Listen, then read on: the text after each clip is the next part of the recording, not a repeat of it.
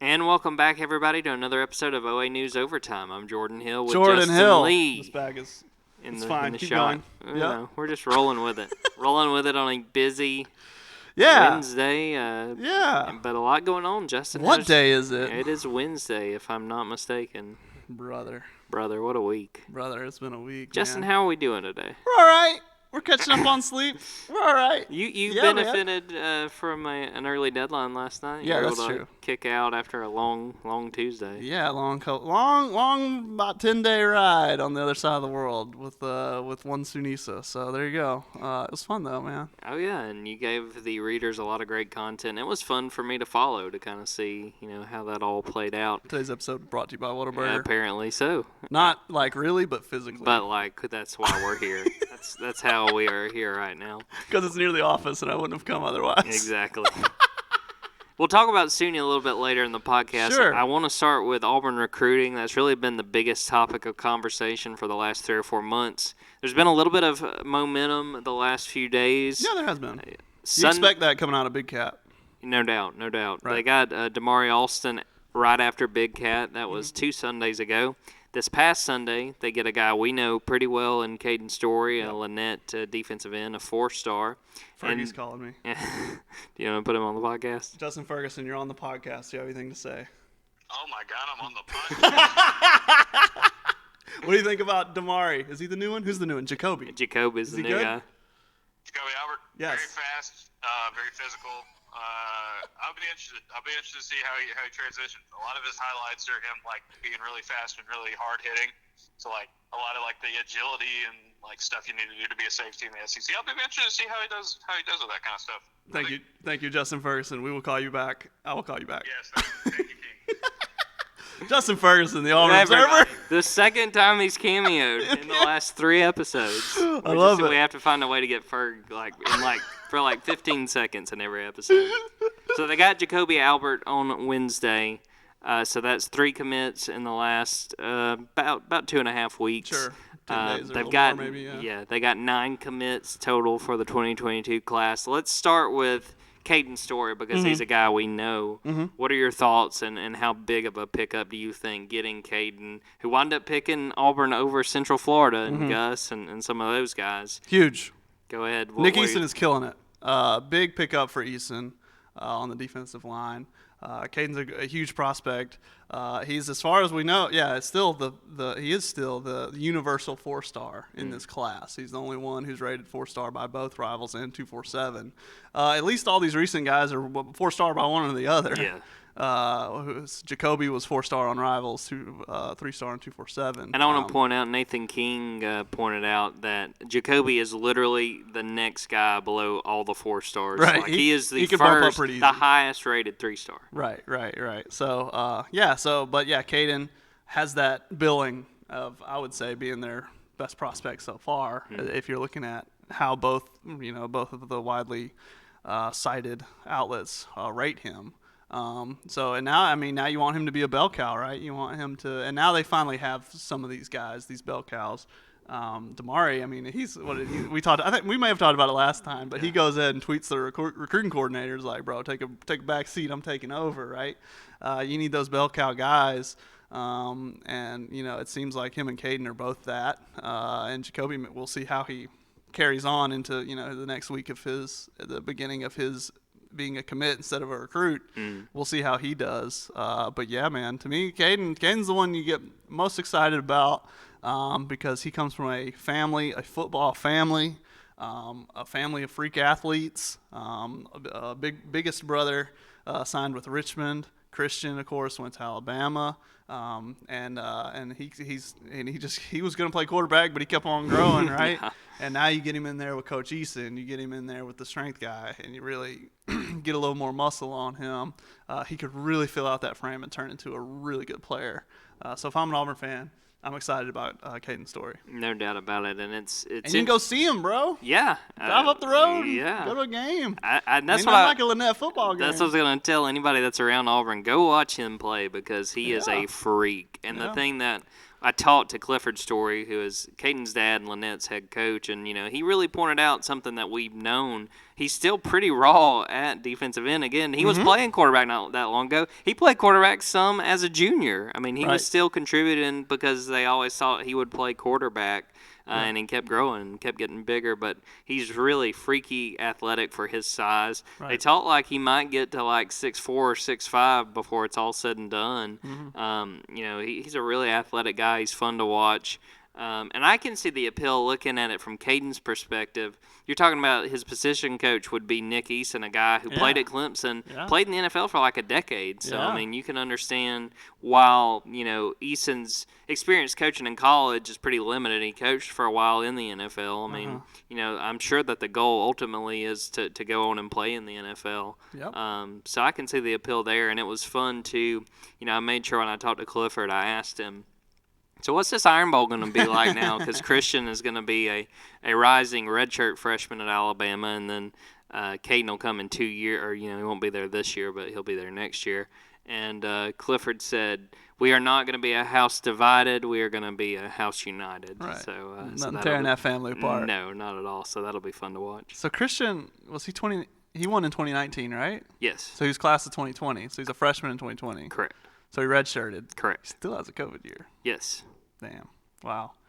We may be seeing the stories in this Iron Bowl for quite a while. For several You're years right. to and come. for a player like him, who played quarterback in high school, kind of a prospect at safety. Yep. I think that's fair to say, with all respect to Christian. Oh yeah. I mean, Nick He's Saban. He's someone that Alabama would develop to taking over as an upperclassman. Yes. I think that's 100% what we're looking at. Yep.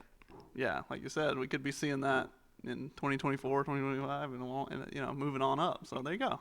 And, how about that? Yeah, well, I was going to say to the point you just made, Nick Saban explained just that at Media Days because I asked about him and a Jordan couple Hill other guys. has firsthand information. Sources are saying the source was Nick Saban. Literally, anyone who had the TV on at Media Days heard him. But I asked him about Christian, and he said, that being a high school quarterback, it was going to take. They knew it was going to take some time. Right. And upside guy. Yeah, exactly. And he'll probably contribute on special teams, and be a backup this year, which nothing wrong with that. Hey, Caden's the same way. Upside guy. Absolutely. Big upside. Coach's kid. Upside guy. So big pickup. Absolutely. So some forward momentum.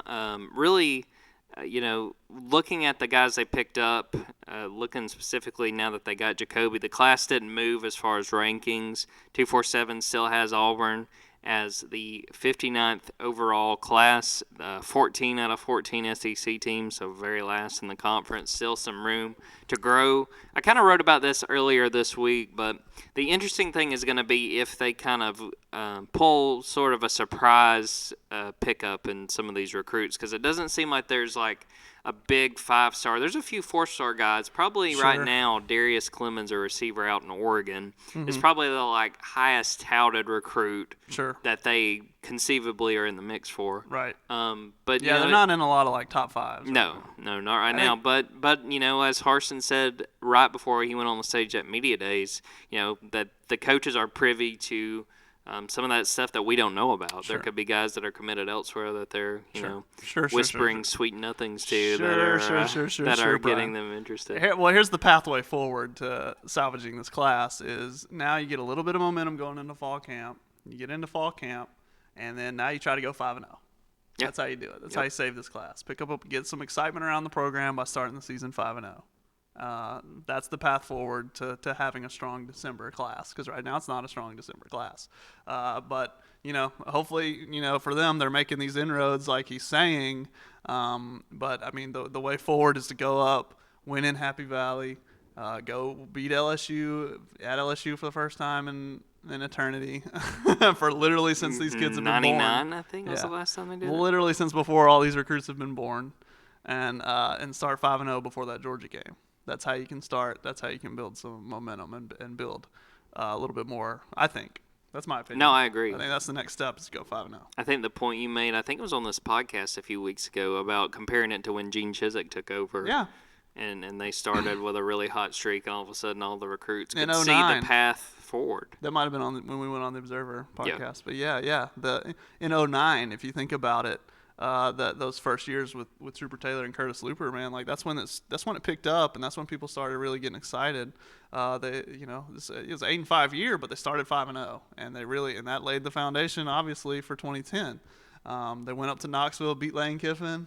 Man, I'd like to watch that game back. I can remember, as funny as this is, God, I'm trying to remember where I was, but I remember watching that game and just being like, oh my gosh. Yeah, Ontario McCaleb's out here running reverses, and a lot of excitement, a lot of good feeling about a new era began with that 5-0 start, and I'll continue to point to it, you know, until they lose. That I think that's a mirror. You know, that's a pathway you could follow, is to try to do what happened in 2009. Really show that you're different, show that this is a new era of Auburn football, and get people excited about it. So switching back to the Olympics, All right. Sydney Lee finished things off. It was a little bit on edge in that beam finals. I mean, she nearly lost her balance but held on. She refused to fall, and someone pointed out on Twitter actually it was the commentator. She did not fall in Tokyo. How about that? That's pretty impressive. Through qualifying, through all around, through all the event finals, team finals, she never fell. Yeah. And she can take pride in that. Yeah. She literally did not fall. But yeah, obviously, going on to we all went into beam knowing that it was possible for her to medal. She was third on beam in qualifying. Simone had a off qualifier, which obviously now we know why. Yeah. So we thought, well, Simone is really as good as Suni is. So really, it's like those two could bronze, right? Ended up being Simone bronzing, that beam ate everybody up, but she finishes with the complete set. She hit for the cycle. She got her bronze on bars, which she's not excited about because that's her specialty event. And now she's coming to Auburn, man, and she posted in her farewell, and I think she edited it on there, but I can't say for sure. Yeah. But she posted that farewell, and I remember looking at it earlier and be like, all right, there it is. I need to add that to the story later. And then, like an hour later, I pulled it back up and it said edited, and then said, "See y'all on the plains, winky face." And I was like, "All right, let's let people." Do I write the story a third time? Like, yes, she's coming. Actually coming. It's happening. This is how I become the Joker. Yeah. Anyway, my villain origin story. But yeah, so that's what's next. And hey, that bronze on bars is basically, she's gonna go back to try to get that. Yeah, she's going back. She's gonna try, and obviously, Team USA is the hardest team in the world to make, so that's going to be a whole other process of making Team USA again, but she's going to try. But one of the places you can do that, she could do that in Minnesota, or she could do it in Auburn. She's coming to Auburn, she's going to do it here. So, but yeah, there you go. Gymnastics season tickets, 1,000 of them got sold in one day after she won the all-around. I don't know if we mentioned that last time. I don't think so. But, what a ride, though. And Fair to say that was a successful Olympic trip for Suni. Winning the all-around is like almost something that her coaches knew she was capable of, but she was quoted after as being like, I was going for silver. You know what I mean? Like I thought I was just going to do my best and be happy with what I got, and so to win gold is massive. And the story, the way she bounced back, emerged after Simone went through what she went through, pretty big deal. And so. Gonna be a busy little while for her as she kind of settles down, but then hopefully by January, hopefully by the time college season starts, she'll have done her commercial shoots and and you hope for the sake of those poor people who work in compliance at Auburn that she's just faxing them stuff every single day. It's like recruiting signing day. The fax machine's just rolling contracts, but whatever they got to do to get all that cleared by the gymnastics season, but they will. So. And it'll be fun to see, and I'm sure I know who's going to be covering her every event, every move when she gets to Auburn, and it's obviously been fun to watch, and I'm sure you've enjoyed getting to cover it. I mean, it's like one of those once-in-a-lifetime things, right? It's like, well, that's never going to happen again unless she decides to do it again in 2024. Yeah. Otherwise, man, that's one of those deals. So what a moment in time. I hope everybody enjoyed it. Absolutely. Well, let's switch gears back to football. Okay. I don't know if you know this, Justin. Yeah. Fall camp is upon us. We wouldn't know. The Auburn Tigers will officially start on. You're telling me I can't go going on break for like a few weeks. You got this afternoon, so go take a soon nap. As done, I can finally sleep. No, Go take a nap. So they'll have a team meeting on Thursday. It's my understanding that Friday will be the first practice. They'll have 25 practices getting ready for the season. That season opener on September 4th against Akron. When you look at this team just across the board, is there anything that you are specifically wanting to see out of fall camp? Maybe even a player, or what intrigues you the most going into this fall camp? Bo. Yeah. I mean, that's a question on everybody's mind. But yeah, Bo with these new coaches, they say they can work with quarterbacks. They say they can work good with quarterbacks. When Allen was looking at his resume, that's probably one of the highest things on there that he coached Kellen Mond, right? Bo better take a step forward, and that's the biggest thing I'm looking at, I think.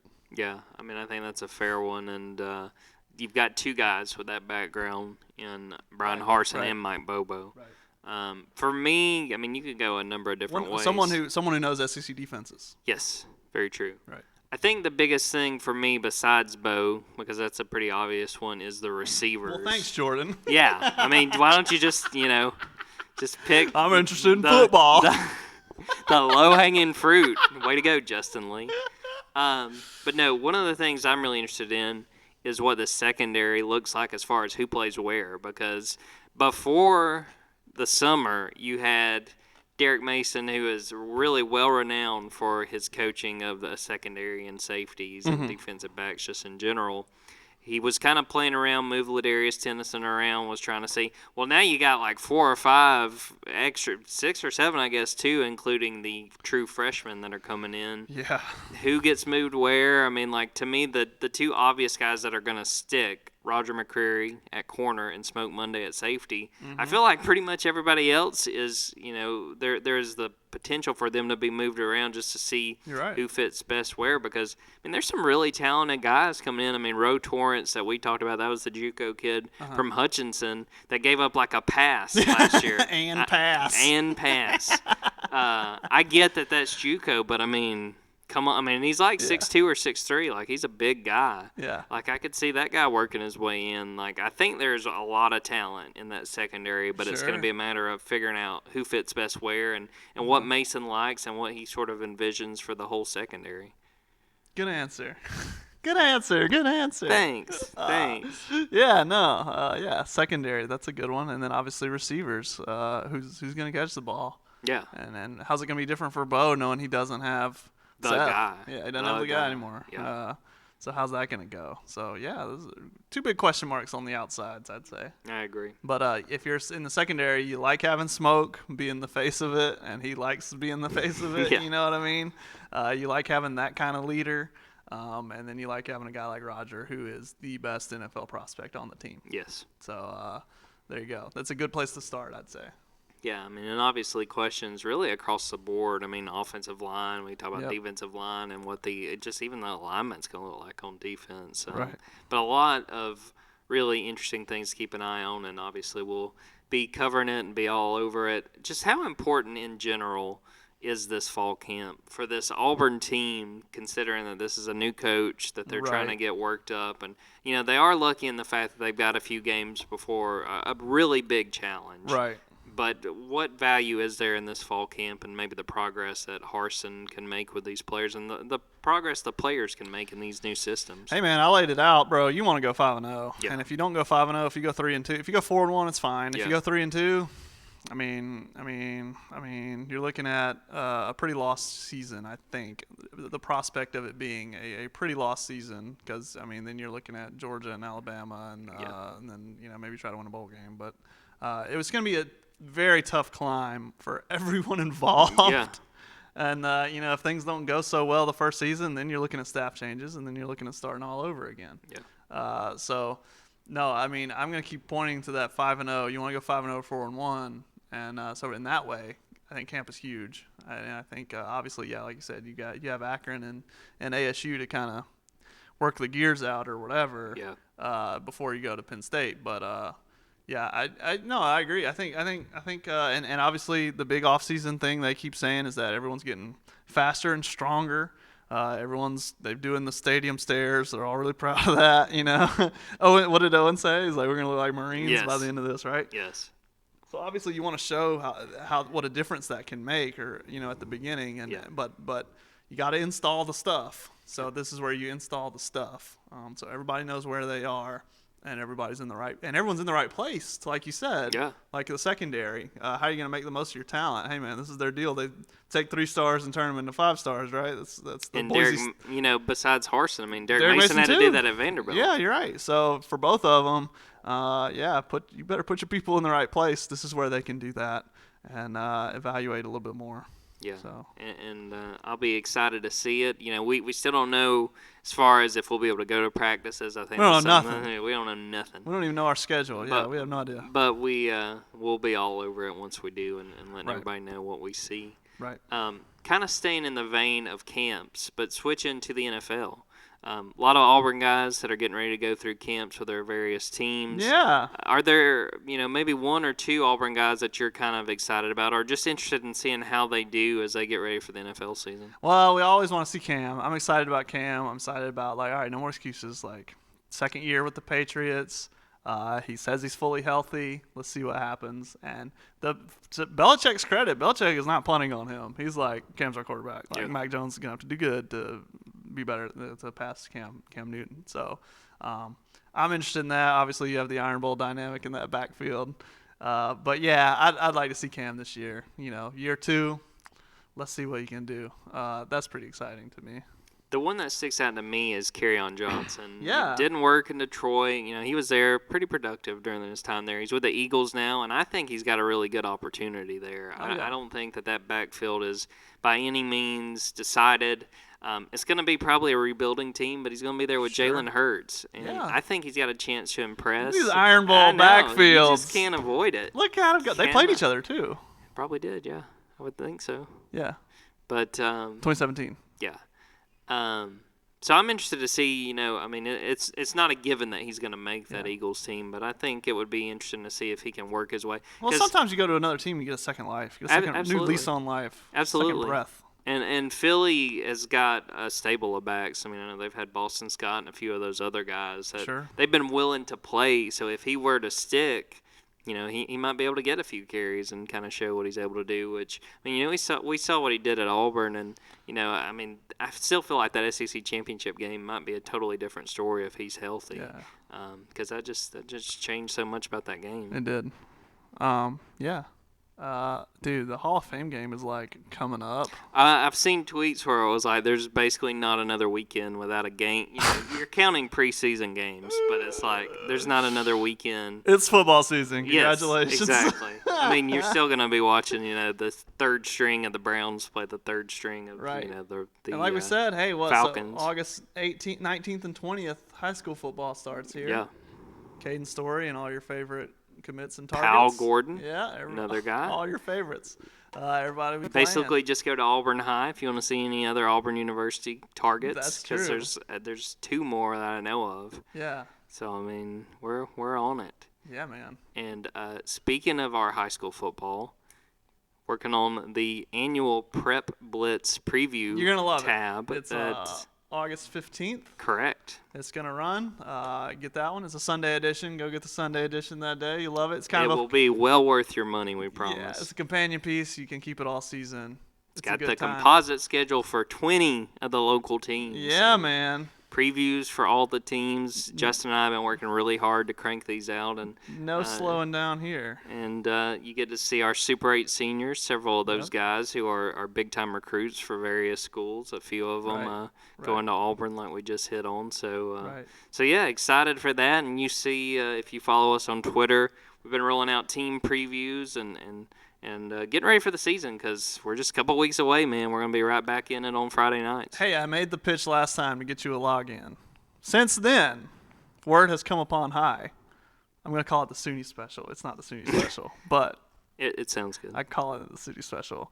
You can get digital for 6 months for $1. $1. Can we have $1? You're telling us that this stuff isn't worth 4 quarters? But hey, the timing is perfect. 6 months gets you in for all football season. $1. So, Justin, do it. How many quarters are in a football game? 4. How many quarters does it take to pay for our I think by subscription? definition a quarter is 1/4. But yeah, 4. I'm just saying. Hey, man. It just adds up. Can I hold $1? Please.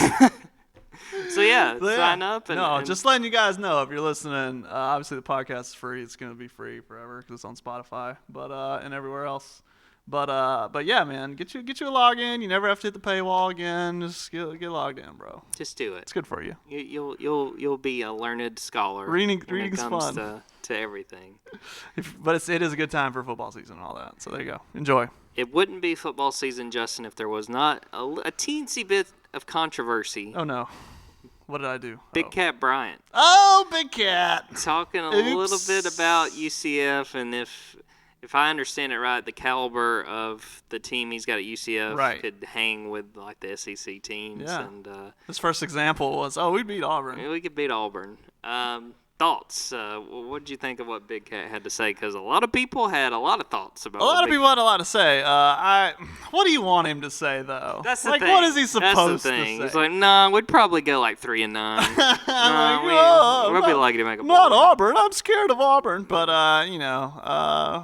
hey man, you have to be confident in this in sports, and you have to be confident in a grown up game like football. So I mean, that's my only thoughts is like, hey man, why what do you want him to say, right? So if you think he should have said something else, then maybe criticize him. But first, ask yourself, what is he supposed to say? To that point, the question was, how does he think UCF would fare in the SEC? Quote, right now, we'd beat somebody like Auburn for sure. Why did they ask that? For expansion? You know why they asked it? To get a reaction. To get an answer? Yeah. So they got one. Yeah. Congratulations. And got some good responses. I know, I'm not going to look it up, but TD Moultrie, I know, had a really good response. A few players have had a problem with it. Yeah. So, but hey, man, again, what do you want them to say? Yeah, I mean they're gonna stand up for their team. I get it. I expect that too. Yeah. So I expect all of it. You know what I expect? Is what I really want is a UCF Auburn bowl game. My God. That would be the universe. The Liberty Bowl. The stars must align. UCF and Auburn. I'm excited for that Thursday night game, Boise State and UCF. Auburn Twitter is going to be toxic, and it's going to be hilarious. It's going to be rough. No matter what happens, there's going to be definitive, like... Can I, take time off of work to enjoy that? I'm calling out. Everyone's going to be live tweeting that game. It's going to be so Well, it's going to be a definitive, yes, we made the right decision. No, this guy stinks, this and that. It's like, it's one game. Between two teams that aren't Auburn. No. What are we talking about? Everyone's going to overreact. It's going to be great. People on Twitter overreact? Never. Certainly the first I've ever heard of this. Right. Well, fun time. Yeah. Hey, man, and we're getting there. We're almost there. We're almost there. Jeez. Yeah, it's less than a month before that season opener against Akron. That just blew my mind when I was writing some of the previews for this week. So we'll be there before you know it. And we're going to be excited. We're going to be well-rested, and we're going to be ready to go. At least one of us will be well-rested. Don't get too attached because we're leaving it when we leave next month. On that note, we're going to close this episode of the podcast. Once again, thanks for listening. Always be sure to check us out. Rate, subscribe. Let us know what you think of the podcast. Give us $1. Be looking for content. Subscribe to the newspaper. Be looking for that prep tab in a few weeks. We're going to be busy working on that. Yep. And until next time, take care.